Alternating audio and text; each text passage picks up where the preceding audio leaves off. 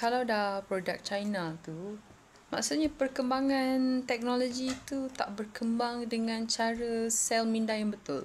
Sebab tu internet teknologi tak boleh nak hapuskan perkembangan minda yang seperti hackers. Sebab hackers ni sebenarnya dia tak ada original discipline mentality teknologi.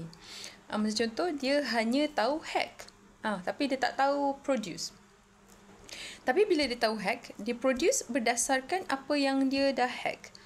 So maksudnya dia bukan original state of creation. Faham kan?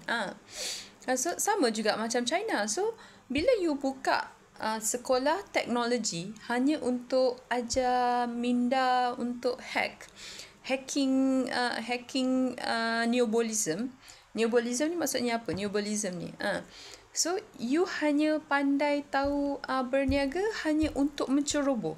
Bukan untuk create the new product. Faham tak? The original state of mind tu bukan berdasarkan neutral lagi. And dia adalah hanya natural hacking position, tapi tak dapat berdasarkan harta intelek tu. Sebab tu bila position harta intelek ni dah tak boleh letak sebagai harta intelek rakyat untuk menjana ekonomi baru, sebab dia hanya produce certain amount of intellectual property. Faham tak? So dia punya development adalah differentiation from the original section of internet technology tu sendiri.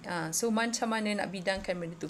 Benda tu macam kalau you nak bidangkan, you kena asingkan hacking dengan creation. Faham? Dia di bawah hacking creation. Faham tak? Hacking creation. Dia bukan lagi creation authentic. Faham tak? So that's why pembangunan minda internet teknologi antarabangsa pula macam mana dia punya creation.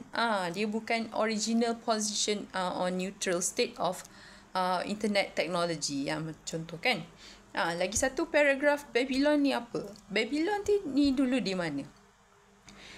Kena ada position country lain supaya kita dapat bertanding dengan cara yang betul di dalam kepandaian intellectual property. Jangan hanya membiarkan orang bertanding tapi menggunakan cara cheating. Faham kan?